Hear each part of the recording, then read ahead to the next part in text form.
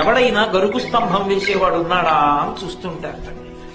ఆవుకి మన అభ్యున్నతి కోసం ఈశ్వరుడు ఒక బలహీనత పెట్టాడు. దానికి తోకతో కొట్టుకుంటుంది ఎక్కడన్నా దొరద పెడితే.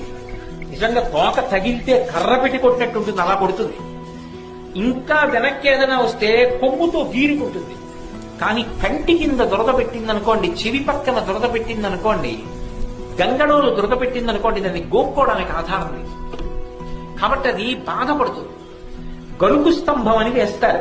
ఆ గరుకు స్తంభం వేస్తే అది ఏం చేస్తుందంటే కంటి కింద దురద పెడితే కంటిని ఇలా పెట్టి ఎంతవరకు గోక్కోవాలో అంతవరకే గోక్కుంటుంది. గంగడోలు దురద పెడితే గంగడోలు దానికేసి రుద్దుతుంది. అలా ఆవు కాని గరుకు స్తంభాన్ని రుద్దినప్పుడు కొన్ని వెంట్రుకలు రాలి కింద పడిపోతాయి. పితృదేవతలు ఎదురు చూస్తుంటారు, సార్ నా వంశంలో ఎవడైనా గరుకు స్తంభం వేసేవాడు ఉన్నాడా.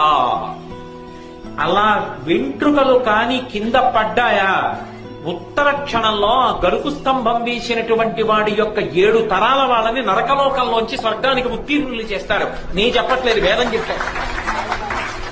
ఒక గోవు నుండి అంతటి అభ్యున్నతి ఉంది. పితృదేవతలట ఎదురు చూస్తుంటారట, ఎవడైనా గరుకు స్తంభం వేసేవాడు